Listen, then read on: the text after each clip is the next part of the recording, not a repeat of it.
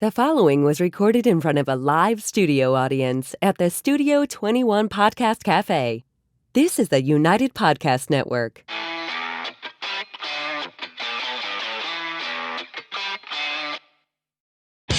Welcome to Tell Us Why, a podcast for the financial freedom community. If you're looking to succeed in your quest for financial freedom, make sure you join us every week as we, along with our guests, discuss different stories of success, how they were achieved, and how you can do the same. And of course, we ask them to tell us why. Here are your hosts, Jack and Mike. Welcome to the Tell Us Why podcast. A little new experience today. I'm in the number one seat. So I'm your host, Michael Ketchen, except Jack is not here today. Luckily, we have an excellent co-host filling in. Mr. Matthew Hitchcock returning. Matt, thanks for being here. How's it going? Appreciate you having me. Thanks. Yeah, we're excited. Yeah, unfortunately, Jack had a passing in the family, but we reached out. Matt stepped up, and we have an excellent guest today. Yeah, I'm really excited. So really excited happy to be here. I like it. Before we get to that, though, what's going on in the business, Matthew? Right now, we're having a lot of success filling a lot of units sight unseen, actually. Sight unseen, using some technology, maybe? Well, just always utilizing technology. So pictures, but the big thing that we're doing a lot is video right now. So videoing them, putting them on Google Drive, and then I'm asking people that are inquiring what their email is and actually just sending it straight out to them. Because a lot of people are just relocating from just different parts of the country, virtual and showings, things like that. and they just can't make it. It's 3 hours for them to try and commute to see an apartment, whereas I can send them a link, they can see a video walkthrough, and they like it, then they apply. So we're having a lot of success with that right now. That's awesome. Systems and operations. Yeah, and as you mentioned, obviously, we're still going through the refis. It's a little crazy stuff, but so far, 2022, it's off to a pretty good start. Yeah. And I think we're going to crush it here today with today's guest. I can't wait to bring him in. But before we do that, I think we should hear who this week's brought to us by. Are you sick of being treated like just another number by large insurance companies? Do you want a more personalized experience with somebody that you can trust? With Keith Monteith, that's exactly what you'll get. Keith is an experienced professional who can design an insurance plan tailored to fit your specific needs. With access to over 30 insurance carriers, Keith is able to shop numerous markets to find a price that works for you. So if you want an insurance agent that you can rely on and one that has your best interests at heart, then call or text Keith today on 978-241-2363. That's 978-241-2363. Keith Monty. He'll get you covered. All right, and we're back with today's guest, Dave Garofalo. Dave, thank you for being here. Oh, my pleasure. No Jack. We're excited. No Jack. Jack said Dave's coming on. I got to get out of there today. Okay. All right, Jack. No, he wishes he was here, but Dave is an entrepreneur, owner of 3 retail locations, the Two Guys Cigar brand, multiple online businesses, a distribution company. He's also a podcast host, and perhaps my favorite, as everyone knows, cigars as well. And you're having cigars on the show. We have you on. We have to have one. Thank you. So again, as I mentioned, thank you for being here. And we also record in Studio 21 Podcast Cafe. Yes. Funny story. You put this together. Right. A few years ago with a vision, and we've been able to take that and run with it. So thank you for that, and thank you for bringing the Tell Us Why community along. Dave, to try to stay on topic today, Matt, you're gonna have to guide me because I'm full disclosure. The way Jack's fanboy before, I'm a fan. I'll do my best to keep everyone on track. Just one of my all-time favorite entrepreneurs. So when I was thinking about this episode and I knew you were gonna have you on, I said, okay, how do I start? How do I start with a guy who's scaled businesses, who's gone through recessions, who I pick your brain? Yes. Okay, I go and talk, and I enjoy our talks. So why don't we start off like we do with most guests? Where are you at in all of your endeavors today? Just quick snapshot of what you got going on. I own two commercial properties that I have a great tenant. It's Two Guys Smoke Shop, which is myself, yep. And I overcharge myself, which is another positive thing when it comes to it. I have for sure. Two home properties. One is a house in Massachusetts. One is a house in New Hampshire. And that's the only place I've gone with real estate thus far. I am looking for another property for another store, and I'm also looking for a warehouse somewhere between our Nashua and Salem location. Interesting. Maybe 12,000 square feet, loading dock. If anybody knows of anything out there, I'm looking. And I have been looking for about 2 years. Yes. Wow. And it's been tough. It's very competitive in the market. Another asset class we haven't spent a lot of time on, but the community would be interested. They actually say over the next 10 years, the best return in real estate is warehouse factories. Yeah. Over multifamily, over everything. So Yeah, maybe we'll link to the articles in that. I want freestanding, and if anybody knows of anything out there, I'm buying. I like it. I like it. So you got all that going on. I know, as we mentioned, the podcast, a few other things. What really kind of led you, if we go back to the beginning, what really kind of scratched your entrepreneurial itch? What got you into all this to begin with? Well, weird story of I've been self-employed my whole life. And, this is as a paper boy and cutting people's grasses and all the way through. But I got a little job while I was in school vacation for a little cable car diner in Medford, Massachusetts. And I went there for the week because the girl that was working there was taking her kids to Disneyland, of all things, and this guy needs somebody, and I don't know anything about it, but I'll be a helping hand. Let me jump in. And within the third day, I asked this miserable entrepreneur that hated We know those. hated being in the business that he acquired from his mother. And I said, why do you do this? You should just sell and do something you like because you're so miserable. He treated the customers terrible. He was very unhappy being there. And I said, you should sell it. And he said, well, I'd have to find somebody to buy it. And I says, I'd be interested to buy it. And I was in high school. And he said, really? He says, well, how does somebody put a value on there? And I said, well, what do you make a year? And he says, maybe at that time, let's say a number of, this is 1978. So inflation's done its Yeah, so $20,000 a year. And I said, well, it's usually 2.5 times what you put in your pocket. So you get paid 2.5 years worth of it if you sell it to me. And he said, well, I'd take that, $50,000. Yep. And I said, I'd like to buy it. And he said, are you kidding me? And I said, no. And we were talking back and forth all during the day while I was working day 3 at a diner as a 17-year-old kid. And he said, are you serious about it? I said, there's just one issue. Towards the end of the day, I said, and he said, what's that? And I said, I don't have any money. and he said, well, why would you say this to me? I said, well, I have a plan. And he said, what's that? And I said, I'll give you $1,000 a week, every week for a year. That's 52 weeks. So you'll get interest also. And if I miss any week in between there, you just take it back. But I'll never miss. I said, you hope I miss week 50 So because you're you selling get it back. financing. Absolutely. So he said, I'd do that. And I said, okay. And the timing was perfect. The guy was absolutely miserable. Yep. It was an opportunity for him. He didn't think I was going to make it through. And maybe week 30 or something, he would make himself $30,000 and get it back. Yeah. And I said, I'm in. So he said, well, let's do it. And I said, well, I have to wait till May because I don't graduate high school until May. I'm not able to, I have to get my high school diploma. So can we do that? And he said, yeah. And I said, well, I'll draw up the papers.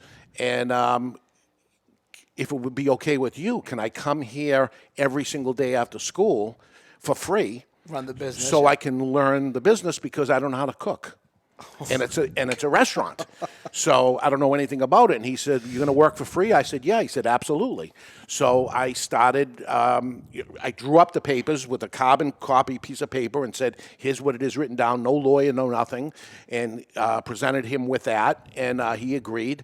And I just had to wait until the graduation day. And after graduation, I owned the place. And he was paid off within a year. I stayed there for about 3 years, tripled the business, sold it for more than 3 times what I did, and got into the next business, and the next business, and the next business. And sometimes these businesses crisscross where I was doing 2 things at once. Yep. Waiting for, with the business I'm in, the cigar business, I was in the nightclub business. I turned nightclubs into discotheques. Again, I'm older than you guys. This is I'm like, for those at home wondering, the discotheque is up. I want to unpack one thing that's very important. And this is what, Matt, how often do we talk about it, right? Great entrepreneurs are problem solvers above all else, right? How often do those skills come up and translate? So you've got Dave. I didn't even know this story. This is better than I even thought. Well, one thing I wanted to touch on, not to cut you off, but how did you even have the knowledge to try and present a business proposal in high school? That's a good Did you question. have some type of financial literacy from your mentor or parents or a something? mentor? Or No, you just not- went in there freestyling? You know, I look at things that you guys talk about. You talk about Robert Kiyosaki. Yeah. 1995, 96 or something is when he came out with that book. Yep. I read that book the day the book came out. Okay. You know, and I followed these things in self-taught along the way. I didn't go to college. I barely squeaked through high school, but of, understanding money as self-employed, even then, of different things that I did along the way of how to make a buck. I'm an opportunist. The opportunity came. Here was this miserable person at that point, and I'm seeing it, and I'm like, this guy, just as a kid, anybody would say, this guy's miserable. He should just get out of this. It comes out. Boom. I ended up saying it, and he goes, well, what is that? Well, what I read was 2.5 times what you earn. How does that seem? And easy math, like I said, it was that simple of what it came out to. And he goes, yeah, that would be the answer to my answer. And I'm like, well, that would be the answer for me, too. Here's a win-win situation. He's going to be happy. I'm going to be happy. I don't have money. I hope he bites at this $1,000 a week thing. But he could see, you could see that he's like, so 35 weeks into it, you don't make it. I get it back, and I get to keep what I have. And I go, yeah. I said, but rest assured, I'm going to make sure I pay you every single time. You had the grit, and we've talked about it's come up our own business. And the thing that I want the community to really unpack that Dave just gave, the real gem in there, is when opportunity knocks, you have to be present to receive it, and you have to think in terms of problem solution. Everyone's out there just looking, me. Dave was open to the opportunity, and then also you pulled the trigger, you took action, right? And listen, I Those had to win-wins. go home to my parents. And say, what did I just do? And this is what happened. And my mother screams to my father, John, get down here. Your son's doing something again. And I have to explain to them, this is what I'm doing. Where my dad worked at the post office. Yep. So my dad wanted for me to work at the post office because it was secure. You're going to get a paycheck every single week, and you get benefits, Pension, and you're going to probably, right? retirement, and this is what I want for you. Thank God I couldn't pass the test because I took the test. I failed the test multiple times that I didn't get any extra credit because I wasn't a veteran and I wasn't. So you were close to being a post office. So two guys almost not here. If you Oh, passed yeah, that test. if I ever passed the test, but as luck would have it, I didn't pass the test. And how miserable would I have been showing up for work with my little lunch bag and showing up at the post office and, my God. In New England? Yeah, Right. I'm sure you'd be miserable in the snow. And then take a step back, right? And we talk about this all the time, and this is why. So Matt has a saying. Actually, we should probably make this the title of the damn episode. He says something to me, and he just said, I never thought of it. His famous saying, as we've been business partners, Matt always says, "Crippled by opportunity." I think it was Gary Vee was the first one who said Yeah, I something. think I heard it from Gary Vee, yeah.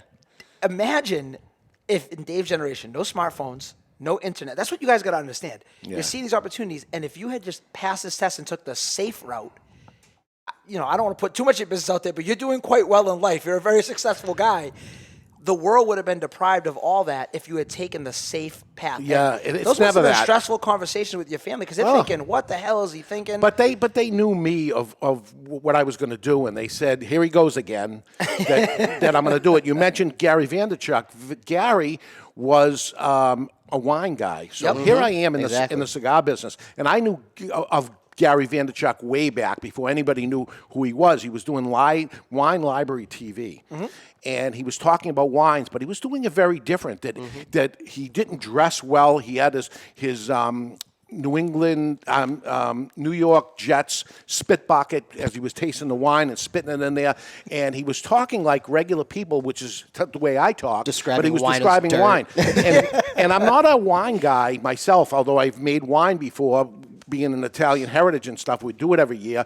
But I listened to him because I was listening to it and saying, well, I'm in the cigar business. How do I talk about cigars the way this guy is talking about wine? Having nothing to do knowing where he was going to go in life or anything, but looking at it and saying, there's somebody actually bringing in different people. That was his mother and father's wine business that he grew dramatically up because of that. And that's how I know of him. And then watching as he evolved into okay, let me take this and then let me bring it to the next place.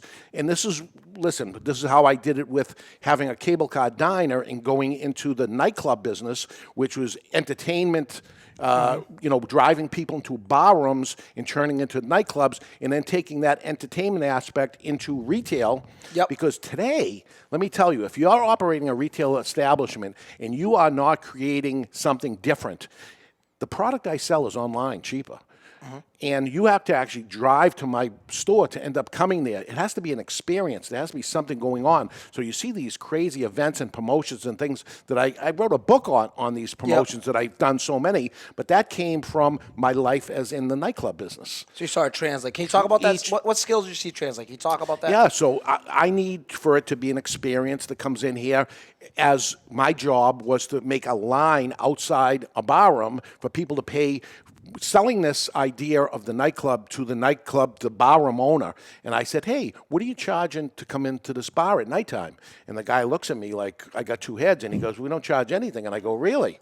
I says, how about if I operate out of here this weekend and you charge $10 a head to come in and you get to keep all that? At the end of it, if this goes really well, will you put me in here 5 nights a week? And the guy goes, so what are you saying? You want to come here and do the thing, and we're going to charge money to come in and see you, and we keep it if it works? And I said, yeah.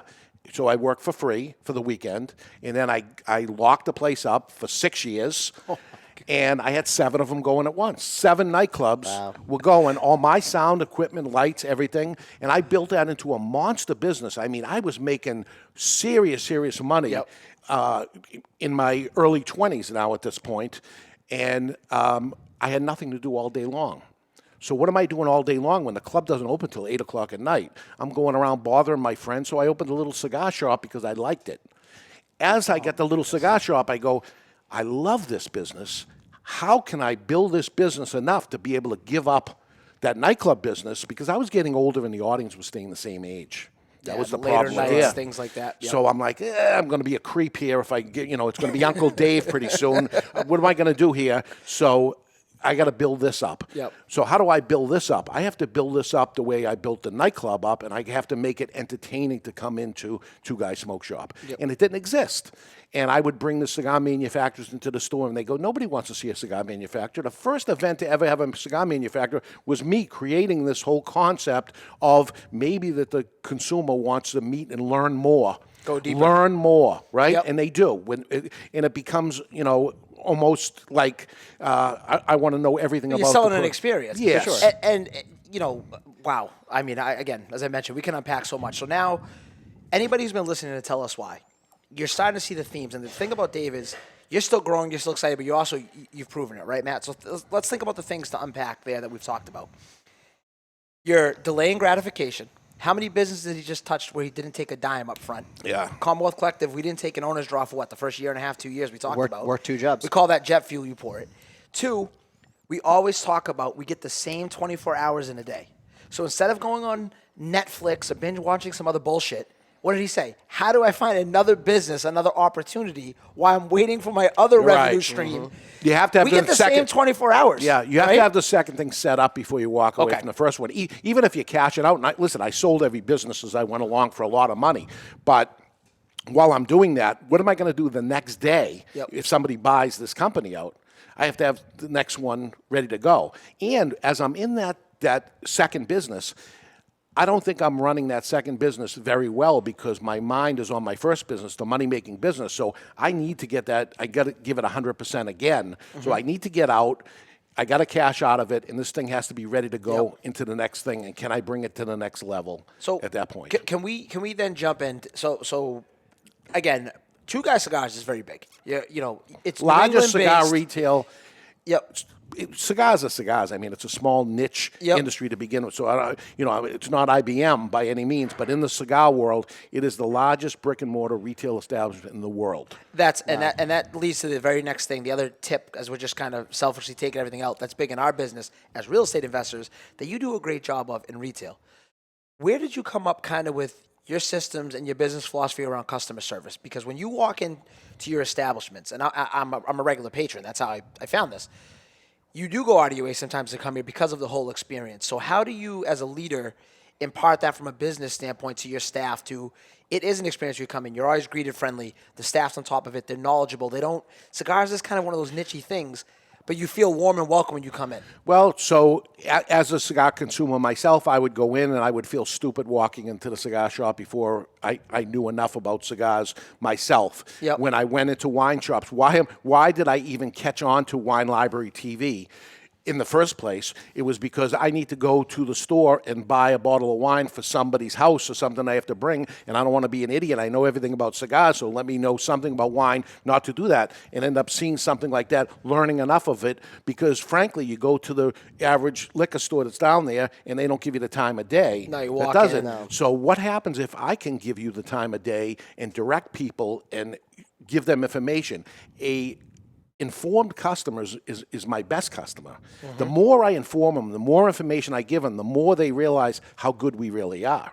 Wow. If they just come in and they know nothing about cigars, they don't think anything of Two Guys Smoke Shop because it's another cigar store. I have no idea what's going on. So tell them what's going on, show them the new things, guide them on, and you watch that customer, and I study statistics of the customers. They buy more, they get into it more. Next thing you know, they need humidors, they need accessories, they need these next things. What do they need? They need them to have a great experience, right? Yep. A cigar without a lighter doesn't work. You need one. Oh, let me try a match. You're burning your fingers with the match. The experience is less. Okay, let's get, and as it turns out, we make profit on those things too.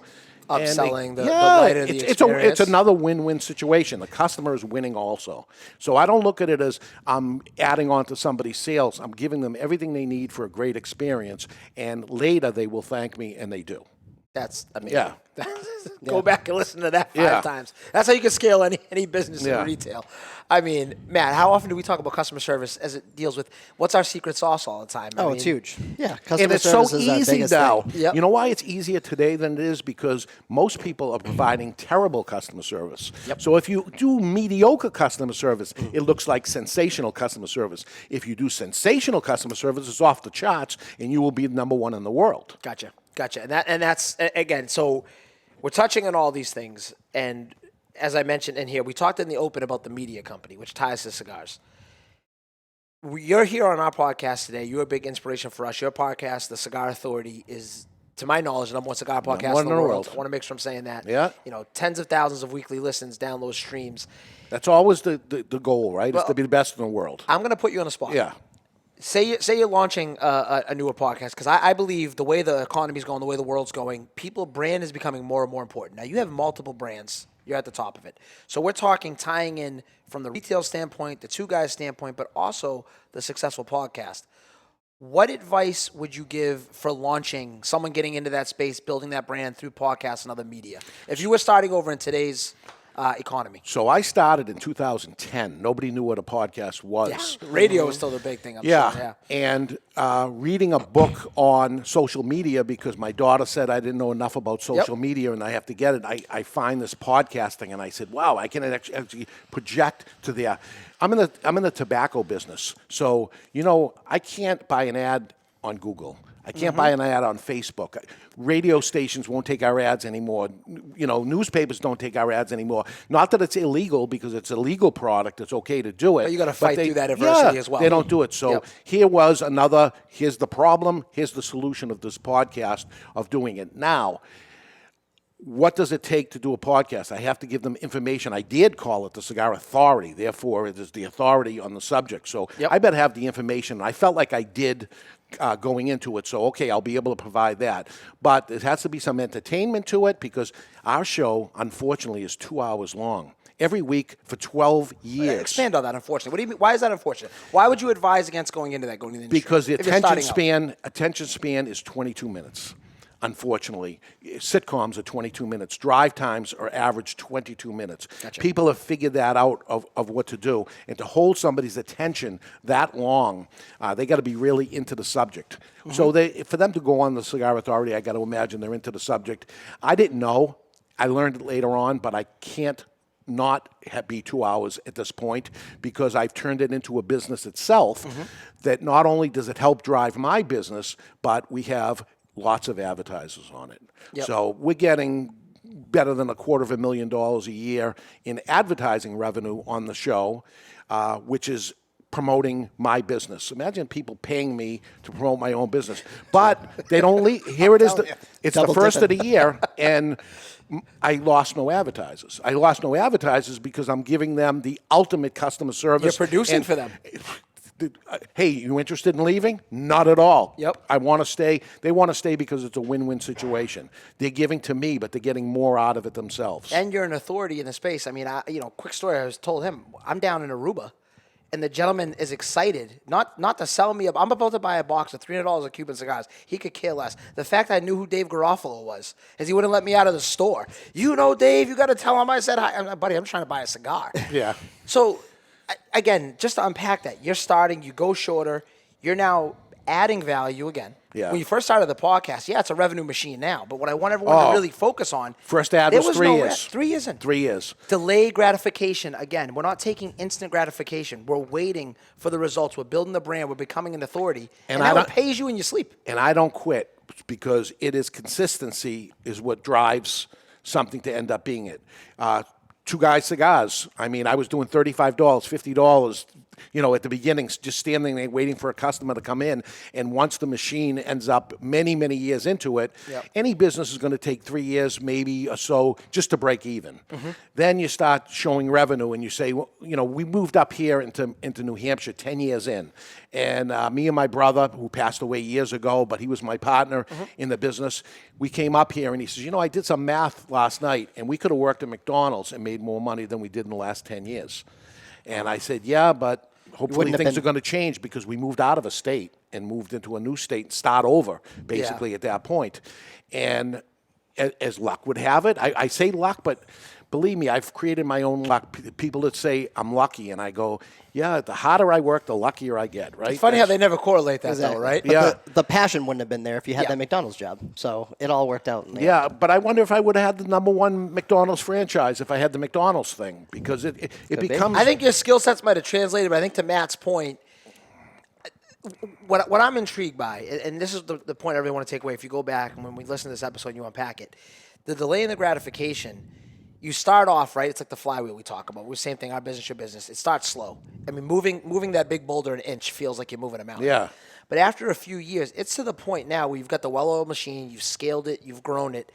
Now, as I mentioned, I just told a story. I'm across the world, and people are making you. I'm in Idaho. I'm in Boise, Idaho. There's United Cigars. There's other things in there. He knows about Cigar Authority. But it took time to get there, and I think everyone wants it like right away. Yeah. Right? You guys know what I'm talking about? Of course. You start a business, it's like, I'm going to make $1 million right away. And I think the internet glorifies it when it's the process behind it. Your cigar, you could take your skill set and go to any industry. I truly believe that, and it would translate. Yeah. You talked on 3 here, Now, as far as podcasting go, most podcasts within 20 episodes, they're out. Yep. There's 90% of them don't reach the first year. So that leaves less than 10%. Then we get to the 100th episode that we had some shows that are up here hit the 100th episode. That's a 1%er. 1% of all podcasts reach episode 100. Yep. And I'm into, my God, we got to be 600, you 600, gotta be up there. 600 episodes at that point. The first 3 years, is anybody listening really? Yeah. Are you just pushing and grinding and having that conviction, that passion, that consistency. that consistency to keep you going? Yep. And like anything else I had one company say, you always win because you never quit. You never let it go. Speed 'em down, Sometimes the guy was trying to actually convince me into one of my businesses, let it go. The juice ain't worth the squeeze. And, very important guy and a smart person. And he says, just let it go. It's been a few years. Let it go. It's not worth the squeeze. And I eventually during the day, I said, okay, I'm going to let it go. And the next morning I called him up. I go, I lied to you. I could not sleep. I could not let it go. Yeah. And that company broke $3 million this year. That separate company that I was letting go because it was just not happening. But I believed in it. I knew it could. I just had to figure the way, and so things had to be tweaked. Things had to find a different way around it, and it ended up doing it. And That's perfect. And honestly, it's actually a perfect segue into something we ask all guests. What is one book or resource or something out there for an entrepreneur or business person you recommend getting going? I recommend this show. Oh, thank you. And we'll take that. I would like every high With school... or without Jack? No. Yeah, right. I'm It's going fine without I'm letting you guys nerd out I gotta about cigars. bust them, I'm just hanging out. Oh, Jack, if you could see Chrissy's face. Yeah, no, go ahead. I listened to every show, and I wish there was something like this for me back then. And the resources and the things that are out there are unbelievable. But, you know, I look so negatively at the next generation that comes up that does not have the skill sets of basic business principles. Mm-hmm. And here they are, and it's a shame they don't teach it in school, that they go into debt right away. What a way to start your life into serious debt. It's not a way to start a business. It's not a way to start anything to there. Good debt, bad debt. You know, I hear that's on there. I listen to every episode that's there, and I learn some things that I didn't know, but I also hear things that I do know, and I go, it's great that that's out there. Somebody is going to hear this, and I hope it resonates and sticks with them and understands that it's so important. Things like this is what needs to be there. And instead of watching a ball game this week, go back and binge listen to what you heard on this show, because this stuff is lifetime valued information. And most things that you are learning in school, listen, I put my daughter through 4 years of college, and I looked through her books and all that stuff. Things that you'll never ever use in life, and these are life lessons that you're hearing here. And if you put them into play, I promise you. Why do you hear the different guests saying the same thing? Because it's the absolute truth of what it is. So if you hear it, you don't have to go. I made a lot of mistakes. You know, we're talking about the positive things that work, but I made a lot of mistakes. But the good news is I learned from those mistakes. But what better to learn from somebody else's mistakes that doesn't cost you, because they cost a lot of money. It's a college education of every mistake that I end up learning. It doesn't have to cost you because the information's out there in the right place, and this didn't exist for me. I had to end up reading a book and trying to get what I could out of that book and first learn that the book even existed. Figure it out, yeah. And that actually leads to, so someone, and this is my selfish question, I know I was going to ask when I got you up here. We always talk about why on Tell Us Why. We know it changes over time as we grow. Our whys change. You're Dave Garofalo. You're somewhere, hey, I aspire to be as an entrepreneur. You've done it. I mean, you've climbed the mountaintop multiple times. So what is your why today? What is getting Dave out of bed, getting you excited, getting you to get after it? It's moving the needle. I'm a salary employee like everybody else that works for me. This is my salary. That's all there is to it. Everything else goes to the business. Eventually, all the business is mine, but I'm not... I know the dollar I make today I will never spend.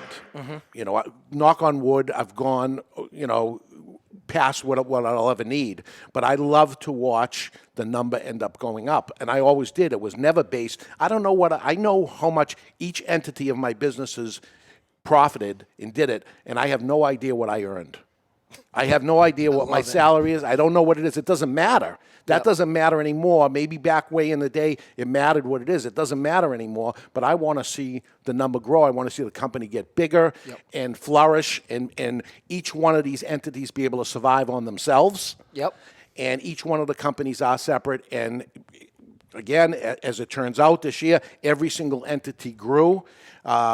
COVID came along, and I'm like, oh my God! For a couple of months, it was doom and disaster, and then boom, it ended up. I never would have believed that would have happened. I had a lot of people call me up during that and say, "Okay, what's going to happen now?" And I go, "Well, how the hell would I know? I never lived through this either." But some of these things, some things I do live through. I lived through a recession in 2008. There was one in 1997. There was another one, and before that, way back, Jimmy Carter. But history repeats itself, so you can look at those things, and you can make an educated guess of here's what happened, and here's the people that got out of it and did the best out of it, and how did they do that? And I'm constantly going back into history and trying to get some information. And you're bringing people on as guests and saying, "This is what happened. This is what I did." Oh my God! You told a trick. This is what happened. And you ever want horror stories of things that went bad? I got a million of those too. That's a whole other episode on that. Yeah, but the good news is from them, I learned something during that costly mistake, not to make that mistake again, and what I should have done. So apply it and go forward. And apply that. And that's why your name as we're smoking today, is on the Garofalo brand. That's it. You know you've made it, right? Yeah. When you've got this. You want to talk about this real quick? What do we got going on here? This is Garofalo La Familia, and on my 50th birthday, that was 11 years ago, Nick Perdomo, who's a cigar manufacturer out in Nicaragua, came to me and presented me with a box of cigars, and I said, you made a box of cigars and put my name on it. I said, how nice, as a gift. And he says, oh, no, I made a cigar brand, and I called it Garofalo. And I said, why and what? And he said, you should have this.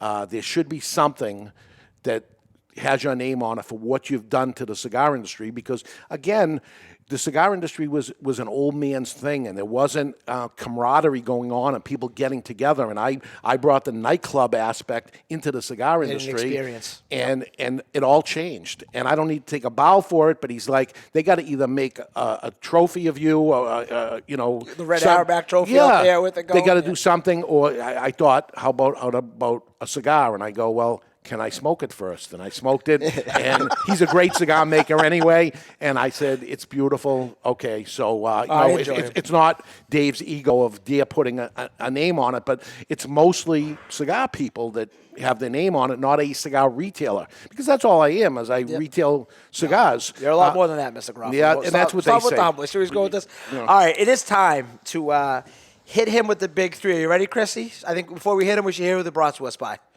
It's now time for the Big Three segment, brought to you by QS Private Lending.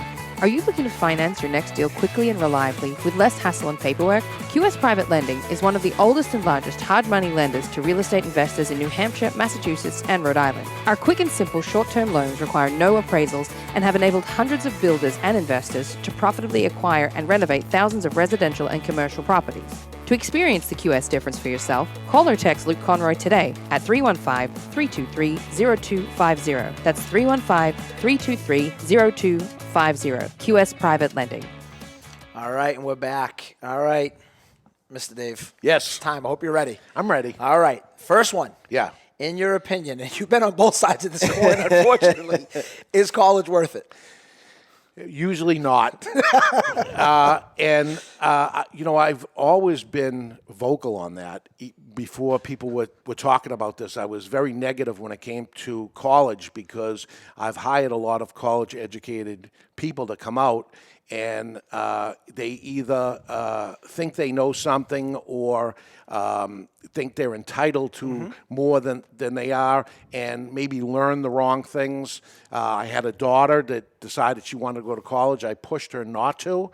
Her mother pushed her to do it. I begged her not to do it. She did it anyway. She's not going to have debt anyway because I paid it all off anyway. But unless you're going in for a specific, because I really believe strongly if somebody went to electrical school to be an electrician, or plumbing school, or a doctor or a lawyer that went for a specific subject, but to go in as business, and you're going to come out of there, what you end up hearing is, in real life, that's not what it says in the book, is not real life. That's how it works. You saw Back to School, Rodney Dangerfield, and he goes, this is how we're setting up the company. Well, you missed a whole bunch of things there. And he goes, well, that's not the way we talk, teach it in here. He goes, well, just so you know, this is the real life. Yeah, this is how it really works. And you want to learn how to run a restaurant, get a job at a restaurant, and you're going to learn how to run a restaurant. And make sure it's a really good restaurant. Maybe it's McDonald's, which is a really good restaurant. The food isn't all that great, but it's a really good, it's a system, right? So learn those things. What you're teaching somebody that goes to college is you're teaching them that debt is okay. That kind of bad debt is okay. And our biggest problem we have now is we have generations of people that have college debt. And we're learning nothing from that. We're learning that that's okay, that's acceptable. I couldn't go to college because my parents couldn't pay for it, and I wasn't smart enough to go. Again, I think I lucked out. I didn't even try to end up going. But by the time I had 4 years, my friends that went to college, and they got out of college, I was rich when they got out of college. They were in debt, and I was rich. That's what happened in those 4 years, because I started a business, sold a business, and I was on to my second business, which was already booming at that point, and they were getting out of college with debt, so they were starting. I said, I don't think they can ever catch me. We'll see how it plays along the way. And they never caught me. And it goes back to, like we've had a lot of guests say, if anything, even the way we present college in this country is you're 18, you're still really a kid, force it, make life-altering decisions. Yes. And then you kind of figure it out afterwards. What we're trying to do at Tell Us Why, like you alluded to, and the reason we asked that question is we're trying to say, make a more informed decision about post-secondary education. Yeah, maybe you have to be 30 years old before you go to college. Even Matt, you want to real quick just touch on, I mean, your experience is a little different. Why don't you get into that real quick? Yeah, I mean, I graduated high school, and then I got into teaching martial arts, taught martial arts for about 10 years, and then after that, that's when I decided maybe I'll go to school to learn a different type of skill or to learn something from somebody else. So I started slowly going to college, but it wasn't until years after that I decided to go for myself. It wasn't somebody forced me to that And decision. you certainly learned more than the kid sitting next to you, the 18-year-old kid next to you. Exactly, yeah. That you said, I'm paying for My, this. my brain is fully formed at 25 versus your brain that's not fully formed at 18 or 20. So. He's learning to do drugs, drink alcohol, party. I didn't stay on campus, so I commuted, those types of things. Yeah, so they all play You a get factor. more out of it. It's a shame. It's a shame. It absolutely is, and we push it. All right, we got to hit with the next hot one. And I know you came from educational background. You know the reason I'm doing this because how ass backwards that is. Yeah. They force it on the same people. Oh, don't get me going. The same people who force it on everyone are now saying, well, now we should forgive it and not pay it. Well, you just spent 20 years telling everybody college fraud. And who's going to pay it? It's going to be us. We're going to be here for 6 hours. I'm going to start rallying. Yeah. That's how I feel. All right, man, hit him with it. All right, what piece of actionable advice would you give your 18-year-old self? Obviously, you took a lot of action at that age, but anything different actionably that you would take? I did, and there's really nothing. Did I make mistakes along the way? Yes, I did, and I could go to those mistakes, but if I ended up fixing those mistakes, I wouldn't have learned something from the mistakes. So I can't actually change any of the past. All of it was very, very good that I did. You know, I wish I didn't wine and dine the girls so much. And I wish I didn't do, compound and bought some Amazon stocks or something. Right. But I did it. I did the right things, and I don't know what brought me to that as a young kid, why my mind thought that way, but I could see the mistakes of others then and said, okay, this is the way I'm doing it. So it sounds so, this guy's got everything going on and stuff, but the mistakes I made, I'm so grateful that I made those mistakes because they were little mistakes at a little cable car diner, business decision mistakes that I ended up making to getting where I am now. If I made those mistakes now, they would cost me so much more. So I'd rather learn those mistakes very cheaply as opposed to those mistakes. Say it all the time. If you don't have financial literacy, it's more dangerous to have money than to not have it because you can make much bigger mistakes. All right. This is going to be a hard one. What is one thing you'd want your 90-year-old self to say to you? So I'm never going to make to 90. I don't think I'll. First off, 150, and there'll probably be hey, blah blah blah, incoherent talking of what it is. I try to be a good person and do right by others and all that stuff.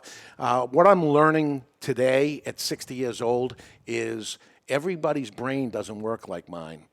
And when people tell you treat everybody the same, that is a wrong advice because everybody is different. Yep. And a lot of people can't take my energy and, I expect that I was talking to Chrissy this morning that I look at some people that are doing the wrong thing and that they know it and they're doing it spitefully. And the fact of the matter is they're ignorant. They don't know to do this. And I wish I was a better teacher. Really? That I could have taught people, and this is all through my business career, of sit down and teach somebody this is the way you should do it and this is why, as opposed to just do it. And simple things of when I tell you to wash the window, you know what I mean by wash the window is inside and out, all the corners, so it's clean and clear all the way through. But I just say go wash the windows, and then it's a terrible job of washing the windows, and I'm disgusted with the guy and say that is not washing the window. It looks terrible to me, as opposed to, let me show you one time what washing the window is, how simple that is of doing it, and really explain to them to do it. And I didn't do that, and I've gone this far in life, and it's in the past couple of years of dawning on me that everybody's mind does not work the same. They're not all the same, and I've treated everybody the same all this time, and it's not the way to do it. Mike's crippled by this all the time. I was about to say, I wish it was Jack, because he's in our team meetings and you know it all the time. Oh, man. We have someone go and clean one of our Airbnbs, and he goes, this isn't clean. By their standard, maybe it's clean.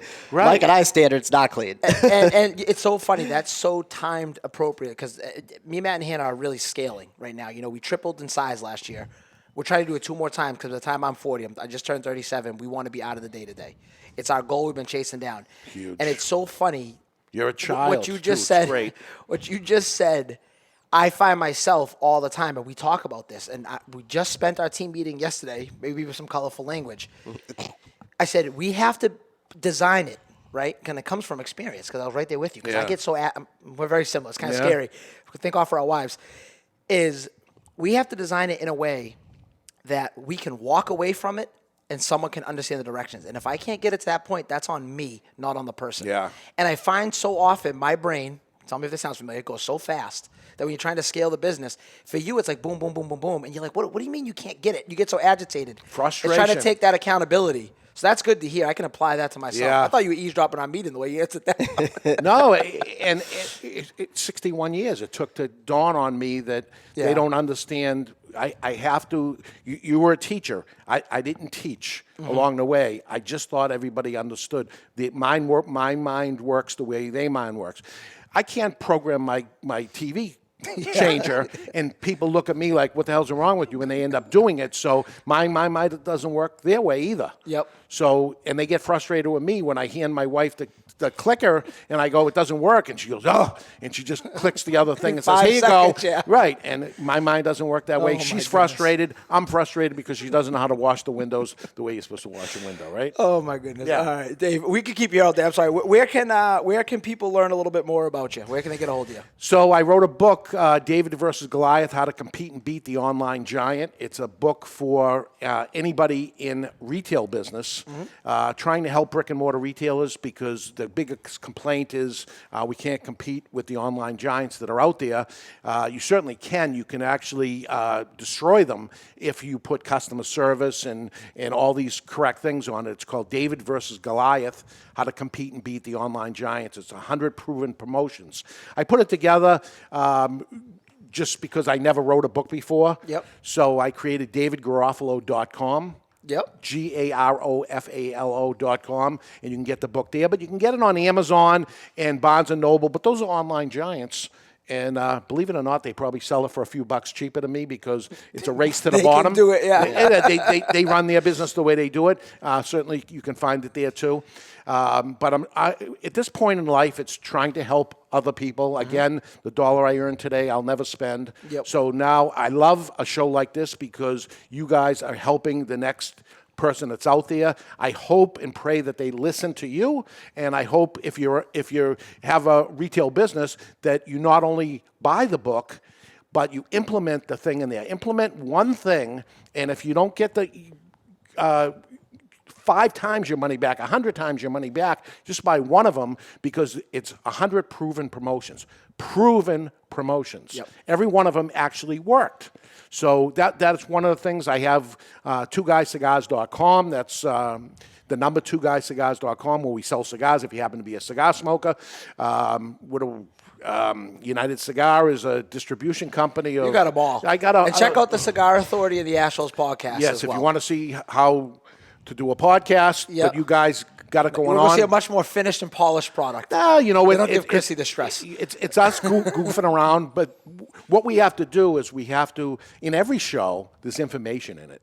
So the trick to what we try to do is have fun, smoking cigars and talking to people, but in there is a bit of valuable information. You guys are putting lots of valuable information, boom, boom, boom, boom, and not a lot of fluff. We got a lot of fluff, and we sneak in some information in there. Well, we appreciate that. And Matt, where can people find out more about Tell Us Why? Of course, you can go on telluswhypodcast.com. Of course, all social media platforms, Twitter, LinkedIn, YouTube, Facebook, Instagram, all those things. And still no TikTok, because Jack will never set it up. If you want to join us, we record most Wednesdays at the Studio 21 Podcast Cafe in Salem, New Hampshire. We'd love to have you in person. Let's wrap it up with the quote of the week. You only live once, but if you do it right, once is enough. Mae West. That is a great quote. That's how it's done, Jack. Thank you, Jack. All right, we'll check it out next time. And Matt, I don't know if you know the takeout. Until then, Bet on yourself. nailed it. The views and opinions expressed by the hosts, guests, or callers of this program do not necessarily reflect the opinions of the Studio 21 Podcast Cafe, the United Podcast Network, its partners, or affiliates.